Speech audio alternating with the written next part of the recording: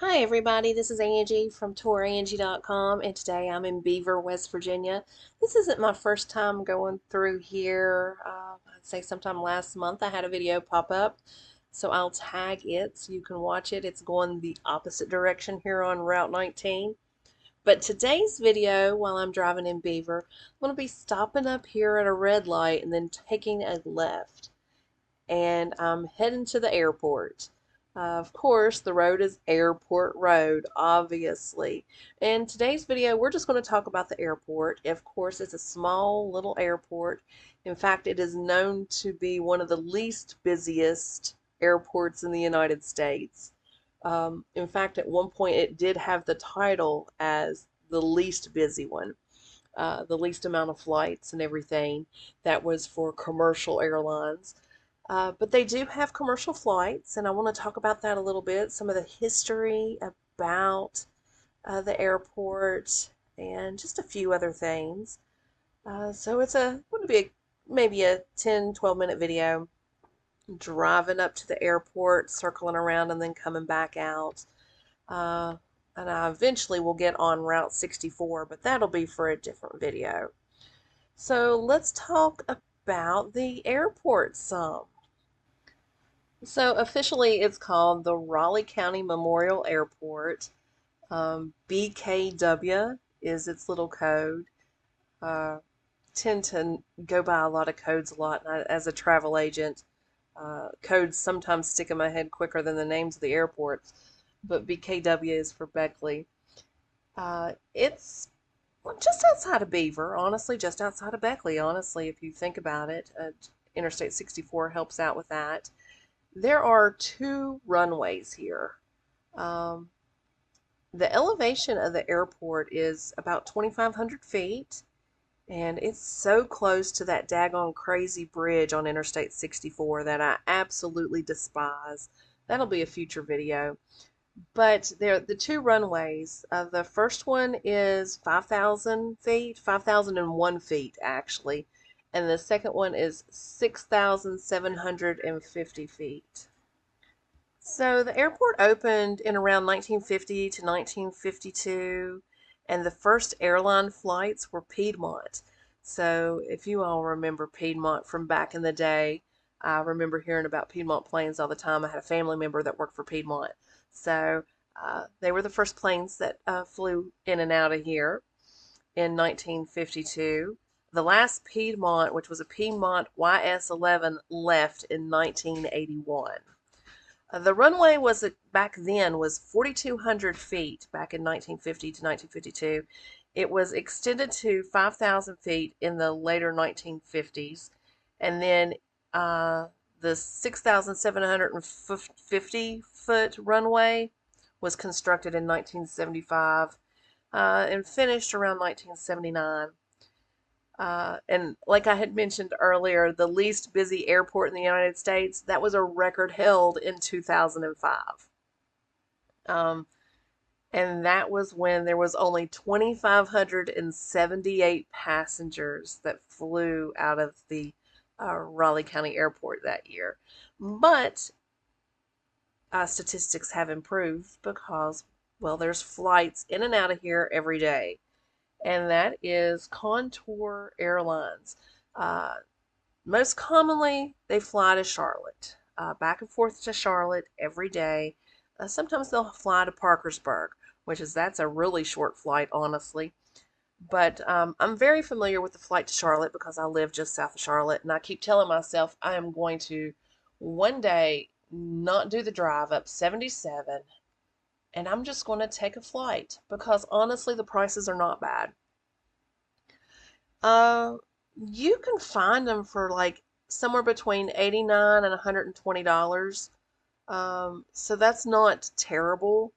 I mean, to save you from driving the 3 hours and the traffic, and sometimes my 3 hour drives turn into 5 hour drives because there's always a wreck on 77 somewhere, or Fancy Gap Mountain is so daggone foggy and people don't know how to drive, or the people who wreck in the tunnels, or the tunnels backed up. There's always something going on 77.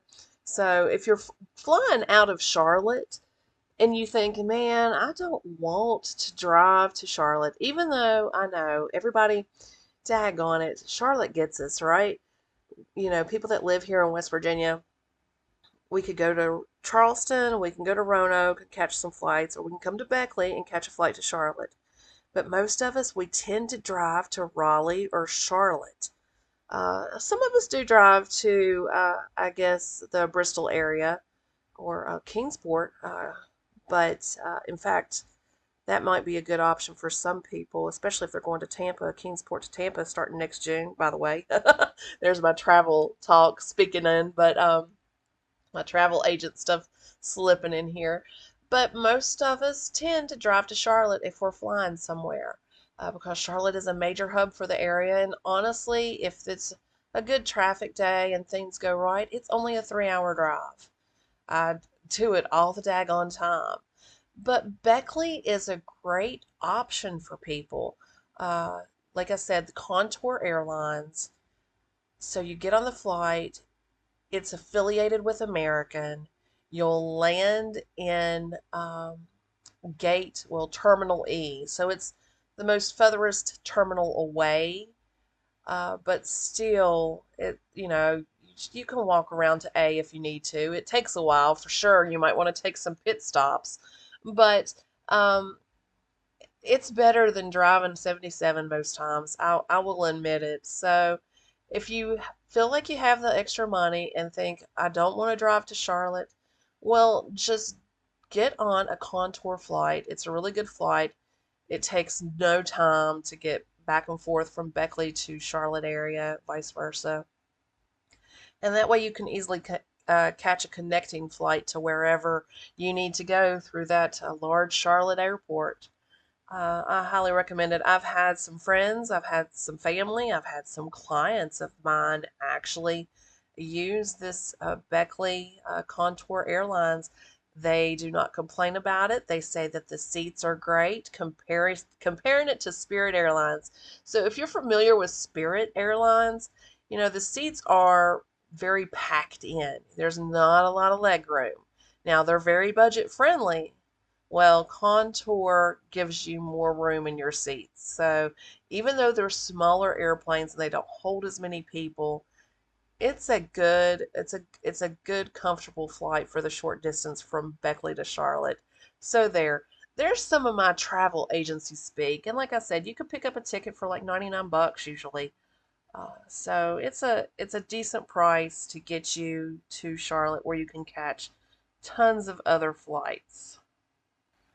So you can see we are at the airport now. It was a simple drive from Beaver. That's why I did the video from Beaver since I was down there on Route 19. But, the best option would have been to come Interstate 64. But yeah, it's a great little airport, perfect for you. FedEx uses this airport, so does UPS. But when we were talking earlier about the least busy airports and how it made the list with gosh, how many was it? 2,500 back in 2005. Well, this past year, from June 2024 till June 2025, they've had 5,580 passengers do the Contour flights to Charlotte, North Carolina and back, and 540 to Parkersburg. So that's pretty interesting. So, hey, it's at least doubled the amount of air traffic or air passengers, so to speak, out of the Beckley Airport since 2005. So that's saying something. Alrighty, we're about to finish up this little circle here of the airport up here, and we're exiting back out. There's a cute little pond over here. I don't think you could see that with the video. The picnic or a little bench right there to sit and look at the pond. Anyway, just thought that was pretty neat. When we're talking about other airports in the area, Lewisburg, which obviously is not far from Beckley, just I would say right at an hour, maybe a little bit over an hour, the airport over there. They have flights, I believe, to Washington, D.C. and maybe Chicago. I heard something about the Chicago flights were coming back. So that gives you some options too to get to uh, different places through the Lewisburg Airport. In fact, uh, now that I'm thinking about it, one time when I was at the Charlotte Airport, I seen that Contour had flown out of the Lewisburg Airport or Greenbrier, so the Greenbrier Valley Airport or whatever. So that gives you another option for Southern West Virginia. But do check it out if you're planning on catching a flight somewhere and you don't want to drive to Raleigh or Charlotte. I know some people drive to the Greensboro Airport. It never did enough connections for me, honestly. Without lots of layovers. I always ended up in Charlotte. But anyway, if you're wanting to check out this Beckley Airport and fly to Charlotte so you can catch your flight to wherever you need to go. Well, that's about it for this video. I'm just going to be driving out this road back to Interstate 64, so that's just not even a mile away, and I would be shutting off the video anyway. Let's see, the other videos I have left to do to come out this month, it's going to be just a couple talking about history while I'm driving Interstate 64. I will be doing one more driving over the scary bridge on Interstate 64 that's going over Glade Creek. You all know that bridge. It is a scary bridge, let me tell you. I've got some history and interesting facts on that. Gosh, if you've never been down in Glade Creek, now that's part of the New River Gorge National Park now, but Glade Creek is a fun place to go. It's, a hard road to drive, so I would never take my car down there. I've been down it in a truck, and I've actually been down it a little bit in a car and parked off to the side and then hiked it. There's a couple waterfalls down there, and it's a nice stream. But you can look up and see the bridge above you, and it's quite scary. It's a heck of a drop. But anyway, I'll go on and shut off this video now, and we'll talk about all that in the future. And then I will be back in, West Virginia sometime around October 17th. And I'll be filming more, actually back probably more in Mercer County for Bluefield and stuff. But may be able to get some Bland and Tazewell County, Virginia in there. And who knows, I may be able to come back up to Beckley. So this is Angie from Tourangie.com. Come to my website, read my blogs, make appointments so I can help you book your next travel adventure. Talk to you later.